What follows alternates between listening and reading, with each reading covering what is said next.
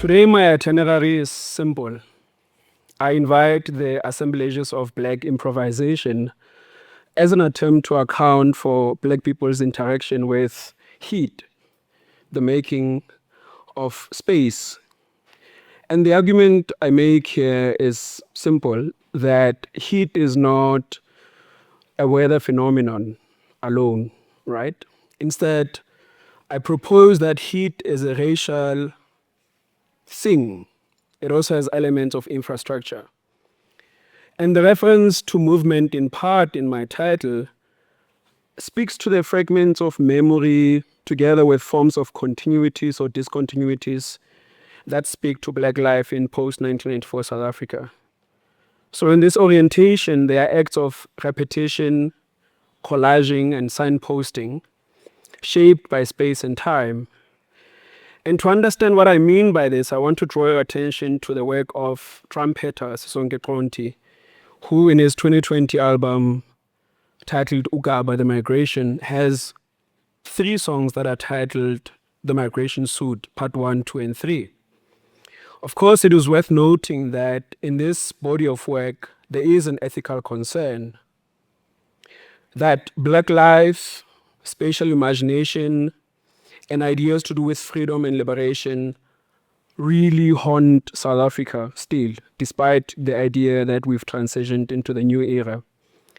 Qonti, for instance, in the song Sinizwile declares, and I quote, "Sinizwile kaloku, lo mhlaba uyahlaba sinyathela ameva. We have heard you. This world pierces such that it feels like walking on thorny grounds." So in the same spirit, therefore, my meditation today is also divided into the first, second, and third movement. And here I insist on us to tend to racial terror that is marked by heat and its effects on the land and people. But before I get into my memories of heat, I want us to begin with, or at least I want to begin with a confession that is contained in the following first movement. And here I say, I miss Blacks of Johannesburg.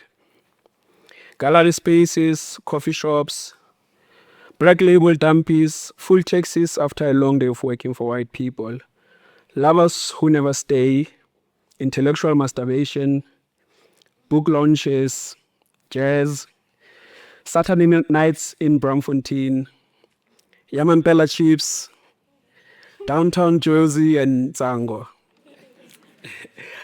I miss Blacks of Johannesburg. Broke Black boys, broken Black boys, broke Black queer boys, queer broke boys. Old white men who have never had soft hands and with this knowledge pretend as if they are safe houses. Older Black men who have repeated encounters with violence they endured. Loitering Black people who have mastered untrue stories of how well they are doing. Black people who have forgotten the sounds of their mother's laughter. Black boys who never wake up at 3 a.m., afraid of what aloneness might reveal. And Black people who look forward to 3 a.m. again and again. I miss Blacks of Johannesburg. Blacks who have swallowed their tongues in search of temporary ease. Young Blacks who enter the university system in the name of freedom and return home in body bags. Some return to the other side of the promise with a perpetual yearning to die. I miss Blacks of Johannesburg. Now, in my second movement, I just want to briefly think about heat and memory. For a very long time, I have been preoccupied with heat, by which I mean the configuration of temperature and how it lands in Black social life. Growing up in the farming town of Viljoenskroon, which is located in the north of Free State, I remember how during the times when I would be attempting to wash and rinse my body exactly how my mother taught me, Timakatso.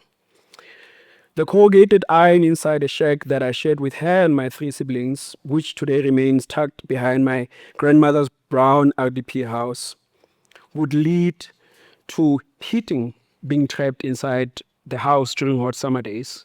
Here, I was condemned to a singular position, perpetually bending my body to face the ground, because any attempt to stand upright would see me come too close to the sun.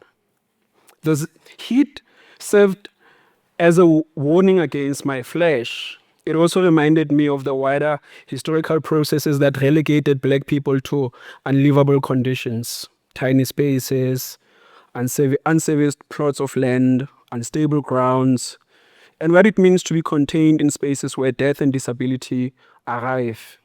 For those of you who are black, it is most likely the case that you know exactly what I am talking about. What it means to encounter heat inside a taxi, during long or short walks to school, to work, to friends' home, to lovers. Here, in turn, you are forced to be inventive, to place your hand on your face as a way to shade yourself. The weather also reminds you of your place in the world, cautioning you to remain alert to the imminent ruin. In the township, the rural, the peri-urban, the city, there are also memories of parents who caution their black children. Stop playing outside. Your nose will bleed. Your skin will darken. There's nothing remarkable about these anecdotes, for in the making of the world as we know it, heat continues to transform the lives of black African migrants, black children, black girls, black boys, black women, black men, black queer people, and how they land on earth. It shapes who and what we become, what we eat, where we sleep, how we walk, what we can remember, and what we can become. Here, the weather as a natural phenomenon haunts and configures black life. It sustains the imagination of the idea of South Africa. Despite that, the histories of slavery, white settler colonialism, apartheid, and neoliberalism are the things that inaugurated life as we know it today. At this point, then, it is appropriate that I introduce or make reference to the idea of tlala in Sesotho, a form of permanent loitering that is accompanied by heat, revealing the slippery slope between sanity and insanity, how black life occupies forms of colonially produced madness that lives on the land, the skies, and black flesh. Heat suggests to us that new South Africa remains organized around black people's permanent incapacity to gain access to livable life. Here, the environmental intersects with both the material, the infrastructural, to cause psychic violence, suggesting that nature is one of the many ways in which racialized violence is maintained. For the city, what also accompanies some of these acts of black embodied loitering are empty beer bottles, contaminated rivers, used condoms, corroding iron, thrown furniture, broken pipes that see the flow of water onto paved and unpaved roads, smells of sewage and human desecration, discarded empty boxes, plastic and paper that no longer holds value, including deaths and, birds that land on the ground from polluted skies and the subterranean underground. There are also makeshift shelters that are constantly under threat from the city's commitment to specific ideas of what I call repair through demolition, done in the name of public safety and renewal. Here, blackness is vulgarity that must be challenged using force, order, and logic. For how else can we be respectable? Black people for the city must be turned into rational subjects that must be in the service of what the city strives for, to address disorder as embodied in the black body with whom it gathers, its rituals, what it remembers, what it utters, what it practices, and what it produces.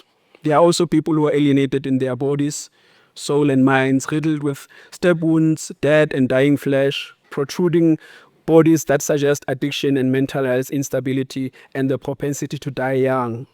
This is what it means to have always been undesired, the days of our lives, or a God we could have had.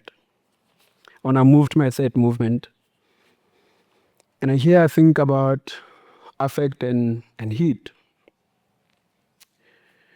In the city, of course, you will find black people who congregate in alleyways, dimly lit streets, playgrounds, and dance floors of obscure nightclubs that refuse to be found on Google Maps.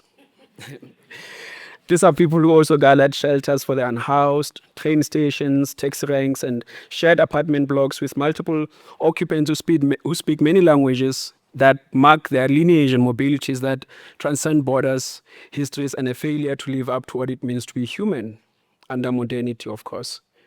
This they do while attempting to defy state and capital-led surveillance that operates as a form of containment that is grounded on legality and belonging. And we know these conversations as because we do see them, especially here in Johannesburg. And at this point, you might ask, what must be the response? And what does repair look like? In turn, I invite, or at least draw from the words of a writer and critical scholar, Christina Sharp, who, in her book Ordinary Notes, in note 236, declares, and I quote, "The answer to these obscene questions is to return the bones, return the photographs, repatriate the statues, empty the museums." Close quotation. Similarly, I also declare the question, or at least the response to this unending questions as to how we might improve the lives of Black people across space and time is the following: return the land, rethink care beyond spreadsheets, and end the world as we know it. There are also places we can turn to account for the very fact that Black life in post-1994 South Africa remains saturated by alienation, as it is the case with heat. An example in this regard is a song by a duo that forms part of a group called Thesis ZA, made up of Ayanda Charlie and Onela Simakuhle.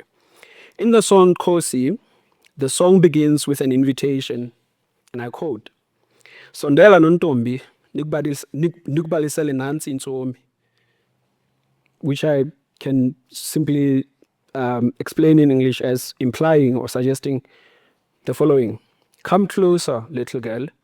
Let me share with you a tale."